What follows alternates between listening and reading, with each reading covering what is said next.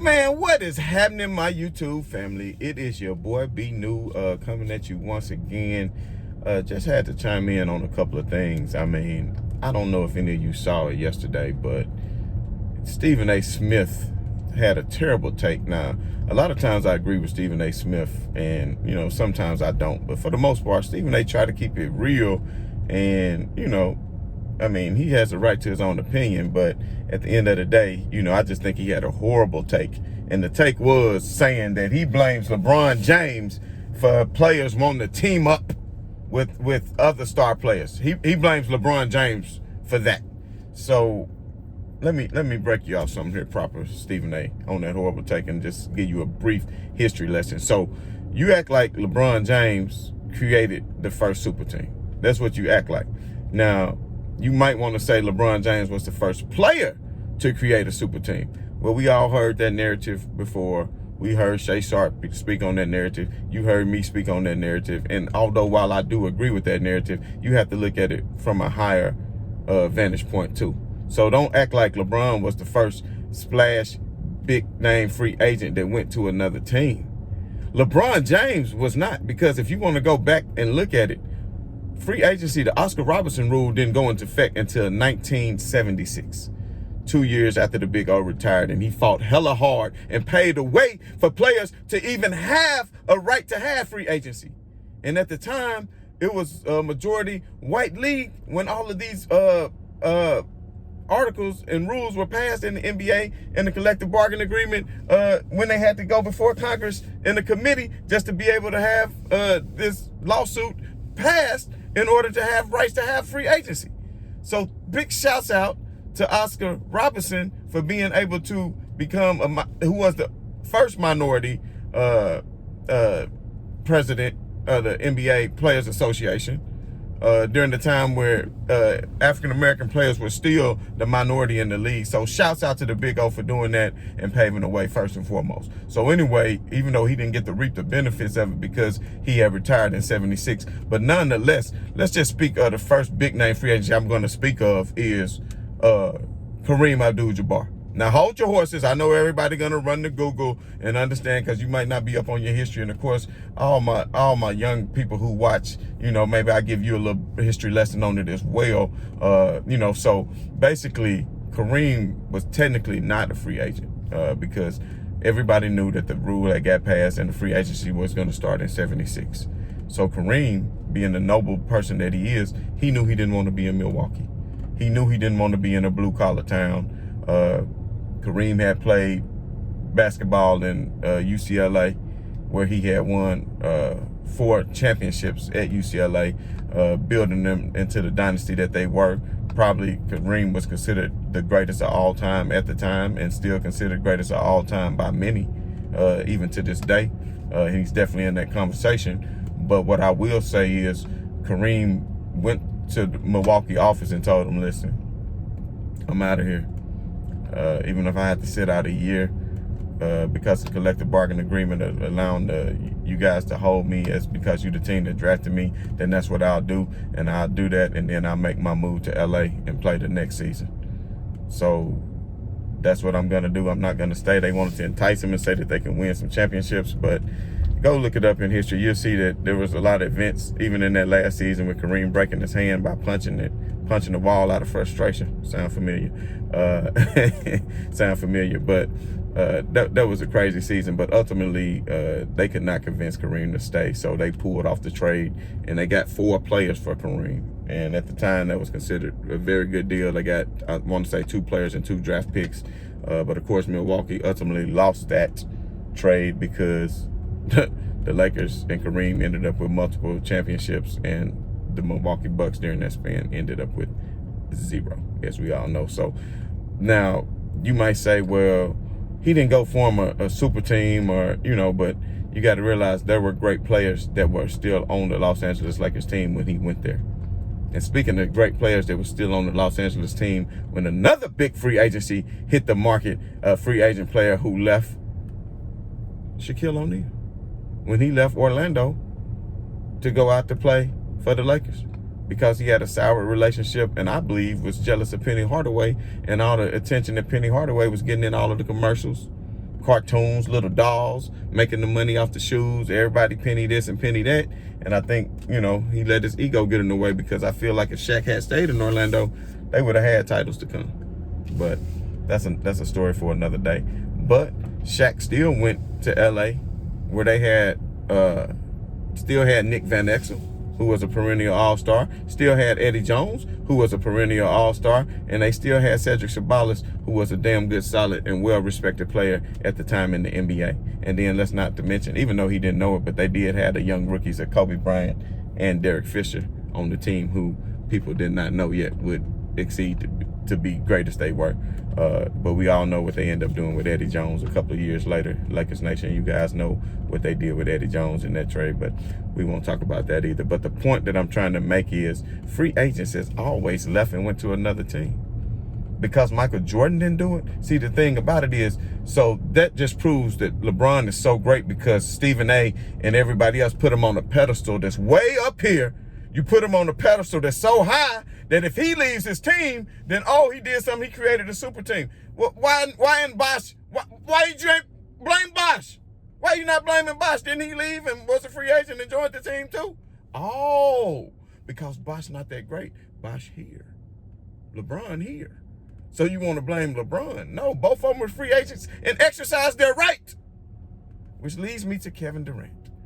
And we all know how I feel about it. And Stephen A. says the weakest move in NBA history. But at the end of the day, make whatever move you want to make that makes you happy. But if it taints your own legacy, then you are the one who has to live with it. In my humble opinion, and the opinion of many other people that's well respected and not haters, and if you are and think that it is a weak move and say LeBron created a super team, then you are entitled to your opinion. But facts are facts. Chris Bosh was not that great of a player. He was a primary option in Miami. In Toronto, which what made him a 2010 player.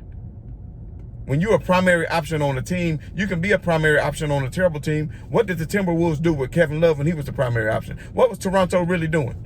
They got 2 playoff appearances. But was he really that great of a player? Yes, he was great. But don't be mad at LeBron James because he exercised his right in free agency.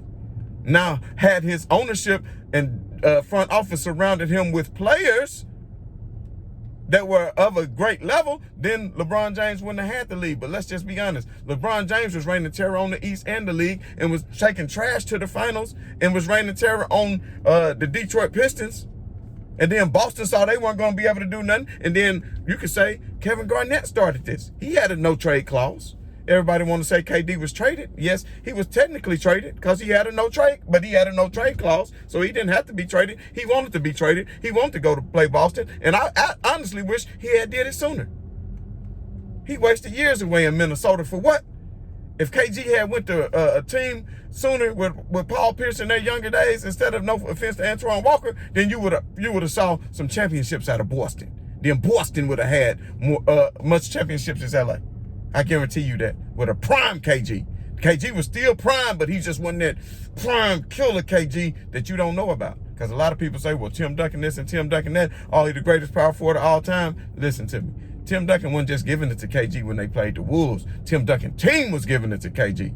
KG wasn't no slouch out there. Y'all better recognize game. You better go back and watch the film. Better stop just looking at numbers. You better look at the eye test too.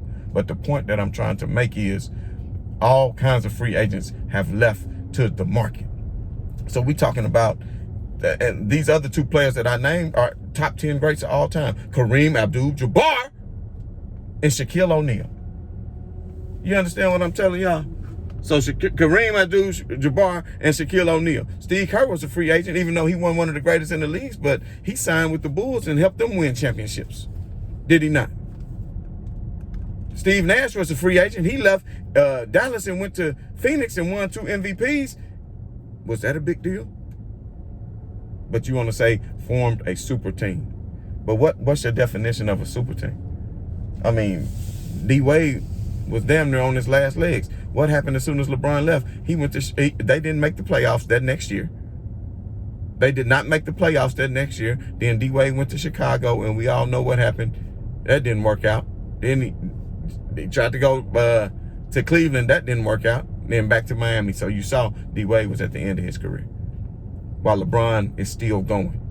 So Stephen A., when you try to say that LeBron created super teams, there were already super teams. The Boston Celtics in the 80s were a super team with all the Hall of Famers they had on it. The Chief Robert Parrish, Kevin McHale, Larry Bird, all the talent that surrounded them, Dennis Johnson, Danny Ainge. Come on now. Even Luke Walton when he got his piece early on. Let's not forget that. And then let's remember the Los Angeles Lakers of the 80s, who had Kareem Abdul-Jabbar, Magic Johnson, Big Game James Worthy, Byron Scott. Hell, Byron Scott was still on the team when Shaq came out there. Even though he was at the end of his career, he was still getting 20 minutes a game and was still producing.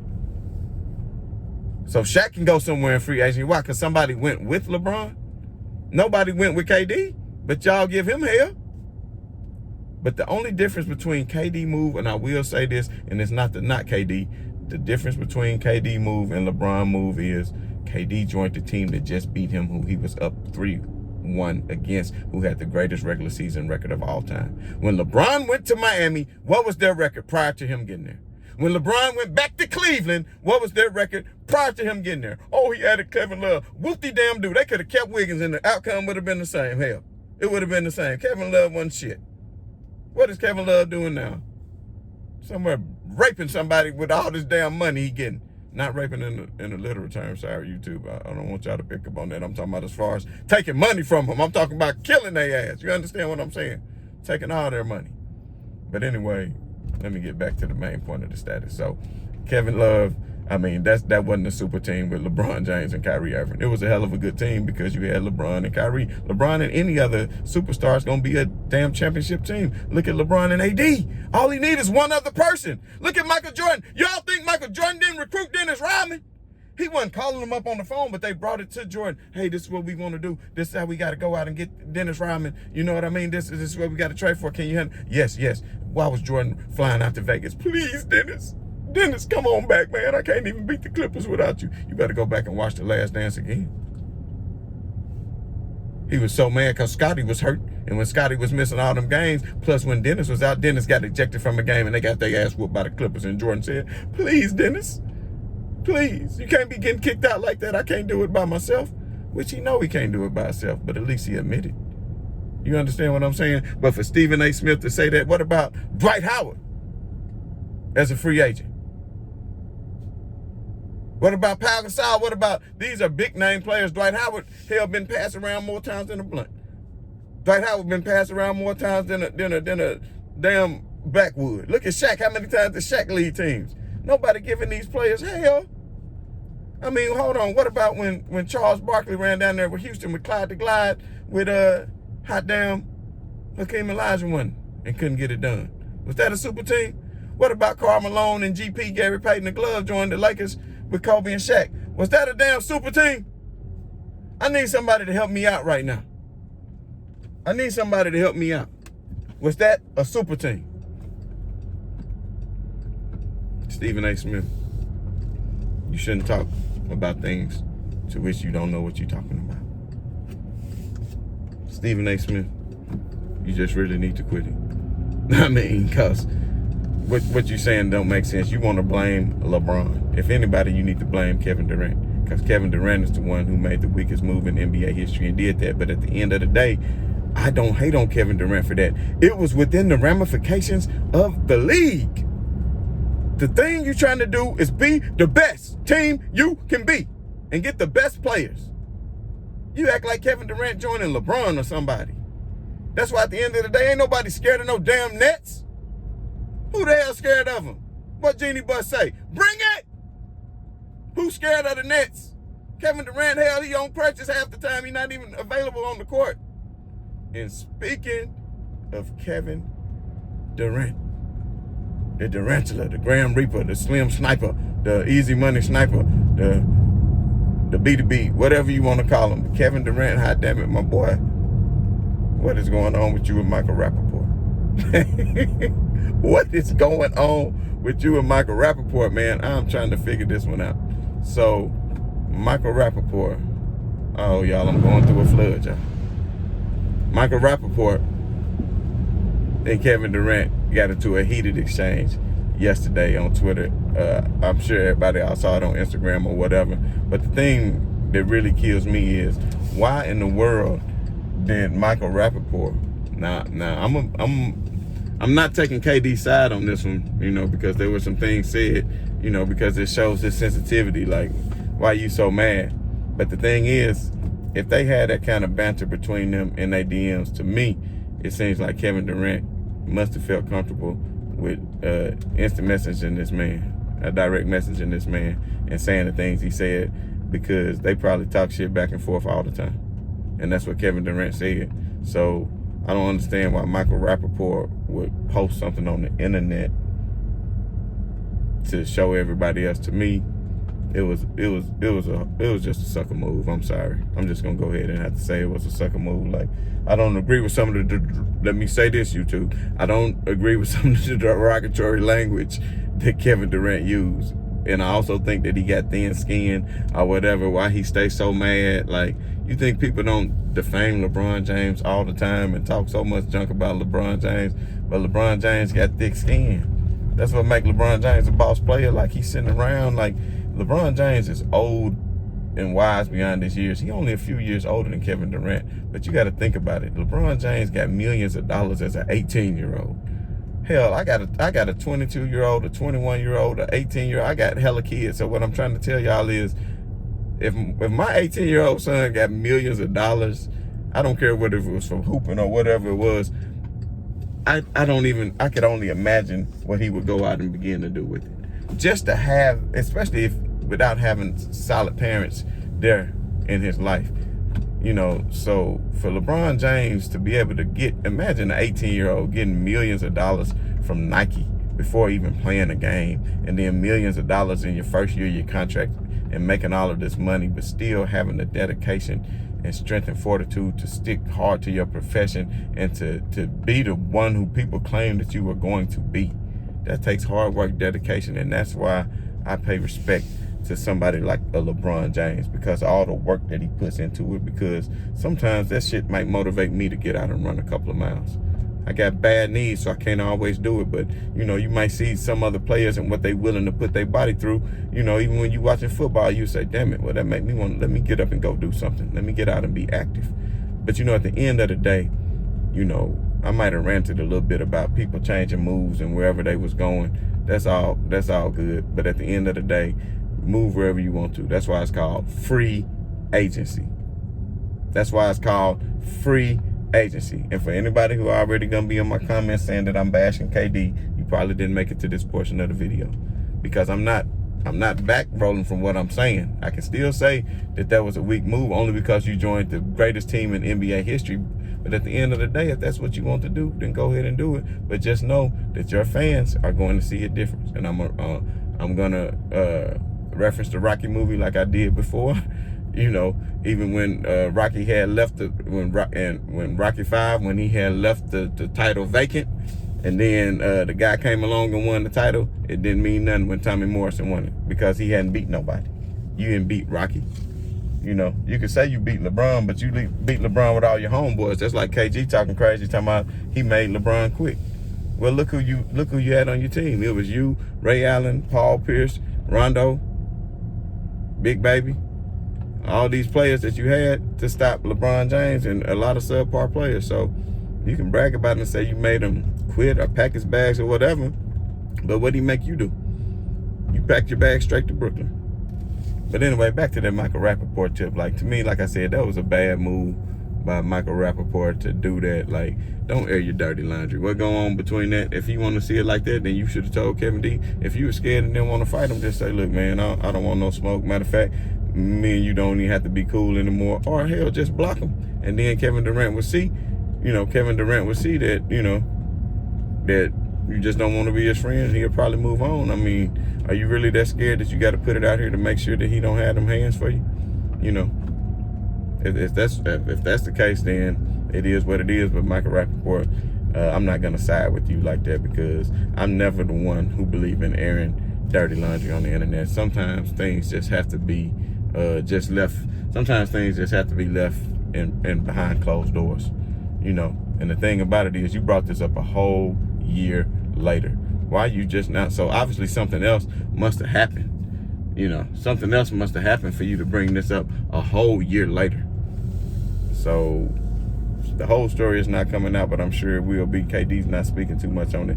But anyway, I don't do a whole lot of gossip, type stuff on this channel because I try to keep it to sports, so I won't dive too much into that. But I will say I'm not with Michael Rappaport on that. But anyway, as we all know, the Lakers have a big game coming up tonight against the Milwaukee Bucks, where they will be taking on Giannis Antetokounmpo and company. And of course, as we all know, Andre Drummond will be suiting up for the Lakers. Frank Vogel announced that in the press conference yesterday. So we know Andre Drummond will be suiting up. Marc Gasol will be the backup center. And I think Montrezl Harrell, of course, is going to come in and get his minutes as the power forward. I'm not sure what the starting lineup is actually going to be. I know what it could and should be. But anyway, that's going to be a video that I'm going to drop later on this evening. Of course, I'm going to do my best to drop a video just telling you what my thoughts are to the game, my prediction, the way it's going to play out, and maybe ask you guys what your thoughts and prediction is on the game. And even if the Lakers don't come out with the victory, how you think it's going to play out and how well you think Andre Drummond is going to do. He's been reported to be in great shape, and that shows me that he has discipline. Because a lot of players, when they take time off, they don't stay in game shape. But he's already went through his first practice with the Lakers, and he looking and he feeling good. And Marc Gasol, even though it's rumors that they're saying they're gonna buy him out, I have more to come on that later, because sources tell me otherwise. But like I said, we'll talk about that more later. This has been your boy B New. I'm saying right on to the real, and much love to the haters. I'm out.